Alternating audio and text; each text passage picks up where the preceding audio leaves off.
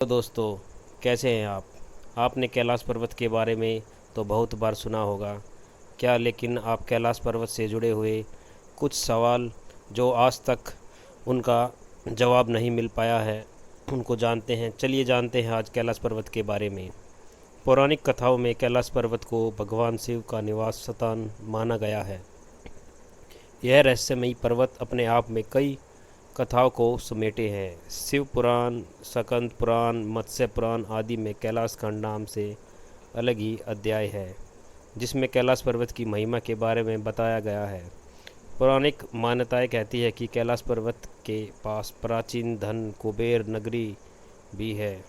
हालांकि इसके निश्चित स्थान के बारे में अभी कुछ पता नहीं लगाया जा सका है।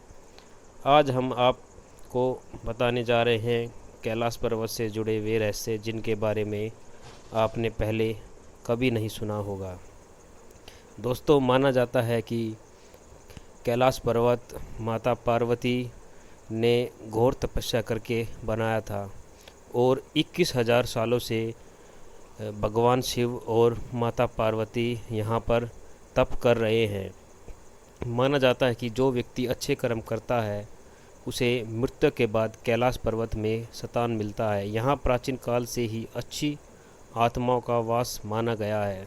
साथ ही इस स्थान को अप्राकृतिक शक्तियों का केंद्र भी माना जाता है। इस पर्वत की आकृति एक पिरामिड के समान है और वैज्ञानिक इसे धरती का केंद्र बताते हैं। रामायण में भी इसके पिरामिडोनामा होने के बारे में उल्लेख मिलता है। हाल ही में नासा ने इसकी जो तस्वीर ली है उसमें शिव का चित्र देखा जा रहा है। धरती के इस केंद्र को एक्सिस मुंडी माना जाता है, जिसका वर्णन दुनिया के नाभि या दुनिया के केंद्र बिंदु के रूप में किया जाता है। इसे आकाशीय ध्रुव और भौगोलिक ध्रुव का केंद्र माना जाता है। माना जाता है कि यही वह बिंदु है जहां आकाश धरती से आकर मिलता है। यहीं पर आकार दसों दिशाओं का मिलन होता है। एक्सिस मुंडी वह स्थान माना जाता है कि जहां अलौकिक शक्तियों का प्रवाह होता है और यहां आकर आप उन शक्तियों से संपर्क कर सकते हैं। कैलाश पर्वत की रचना कंपास के 4 बिंदुओं के समान है। कैलाश पर्वत पर चढ़ाई पर प्रतिबंध है, लेकिन माना जाता है कि 11वीं सदी में एक तिब्बती बौद्ध योगी मिलारेपा ने इस पर चढ़ाई की थी। हालांकि उसके बाद उसने किसी को कुछ नहीं बताया था और उसने बताया कि मुझे कुछ भी याद नहीं है। चाइना ने अपने कई बार यहाँ चढ़ने की कोशिश की है, लेकिन वह असफल रहा है। एक अंग्रेज ने इस पे चढ़ने का संकल्प लिया था। उन्होंने बोला था कि मैं हर हाल में इस पर चढ़कर दिखाऊंगा, लेकिन जब वह चढ़ा तो उसके बाल काले थे और वह जवान था। लेकिन जैसे जैसे वह चढ़ता रहा उसके बाल सफ़ेद होने शुरू हो गए और उसके चेहरे पे और हाथों पर झुर्रियाँ आने लगी, जिससे वह बहुत घबरा कर उसने वापस आने का निर्णय लिया। भौगोलिक परिदृश्य के बात करें तो कैलाश पर्वत सिंध, ब्रह्मपुत्र, सतलुज और घाघरा कैलाश मानसरोवर शुद्ध पानी की दुनिया की पहली सबसे उच्चतम झील मानी जाती है, जिसका आकार सूर्य के समान है। यहाँ राक्षस झील भी है, जो दुनिया की सबसे उच्चतम खारे पानी की झील में से एक है। इसका चंद्र के समान माना जाता है। इसको सकारात्मक और नकारात्मक ऊर्जा का स्रोत माना जाता है।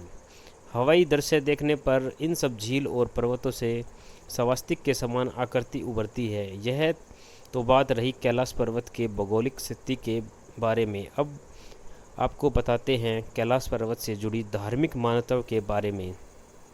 मान्यता है कि केवल पुण्यात्माएं ही निवास करती है। कैलाश पर्वत और उसके आसपास के वातावरण पर अध्ययन कर चुके वैज्ञानिकों का मानना है कि यहाँ चारों ओर एक प्रकार के अलौकिक शक्ति का प्रवाह है, जिसमें आज भी कई तपस्वी गुरु अपनी साधना करते हैं और ईश्वर से संबंध स्थापित करते हैं।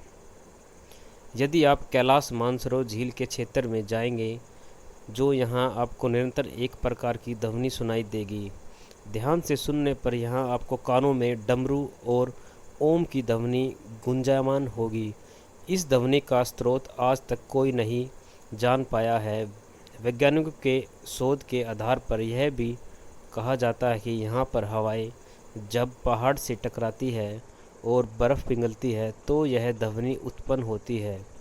इतना ही नहीं, पर्वत के ऊपर आसमान में कई बार विशेष प्रकार दिव्य रोशनी देखे जाने की बात कही गई है। दोस्तों, कैलाश पर्वत से जुड़े और भी बहुत सारे सवाल हैं जिनका जवाब आज तक नहीं मिल पाया है। माना जाता है कि शिवजी का निवास स्थान यहीं पर है और इसीलिए वहाँ पर कोई नहीं जा सकता है। कोई ऐसी शक्ति है जो वहाँ पर जाने से किसी को भी रोकती है। एक बार चाइना ने अपने 2 हेलीकॉप्टर भेजकर यहाँ पर पता लगाने की कोशिश की थी, लेकिन वह भी असफल हुए। जब उन्होंने उड़ान भरी और जैसे वे धीरे धीरे चलने लगे, तेज़ बर्फ़ का तूफ़ान शुरू हो गया और उनका संतुलन बिगड़ने लगा। उनका हेलीकॉप्टर काम करना बंद करने लगा, जिससे वह बहुत घबरा गए और उन्होंने भी वापस आने का निर्णय ले लिया। दोस्तों, मेरी इस वीडियो को आप ज़रूर शेयर करना और जितने भी हिंदू भाई हैं सबको यह वीडियो दिखाना और शेयर करना। मेरी वीडियो आपको कैसी लगी, मेरा ज्ञान आपको कैसा लगा, कमेंट में ज़रूर बताएं और मेरी वीडियो को ज़रूर लाइक और शेयर करें और मेरे चैनल को ज़रूर सब्सक्राइब करें। ऐसी ही अच्छी अच्छी वीडियो आपके लिए मैं लाता रहूँगा, ये मेरा आपसे वादा है। जय हिंद,